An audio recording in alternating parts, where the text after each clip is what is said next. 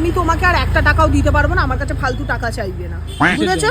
কিসের জন্য মানে কোথায় পিকনিক যাবে কি যাবে আমার থেকে টাকা চাইবে না। অনেক টাকা নিয়েছো, নষ্ট করেছো ওই মদের পিছনে, আমার থেকে আর চাইবে না। এটা তো শ্বশুরের টাকা, মানে আমার বাপের টাকা, তোর নয়। শ্বশুরের টাকা? আমার মায়ের টাকাগুলো একদম গুষ্টি ষষ্ঠী পূজা করে দিচ্ছে। তোর মা তো মোটামুটি লাখ 40 টাকা দিয়েছে। পিছনে কোনো টাকা নষ্ট করব না, বুঝতে পেরেছো? কেন করবি না? কেন করবি? তুই যে ভিডিও বানালে মুঠো মুঠো টাকা দিয়েছিস তার বেলা আমি কিছু বলেছি? ওইটা কি খারাপ নাকি? রূপচর্চা করা কি খারাপ? আরে রূপ থাকলে তারপর তো চর্চা করবি। তুমি যাই করে নাও ভাই, আমার থেকে তুমি আর 5টা টাকাও পাবে না। আমি তোমার ভিডিও বানানোর জন্য কোনো টাকা দেব না। দিতে হবে না। কত টাকা দাও?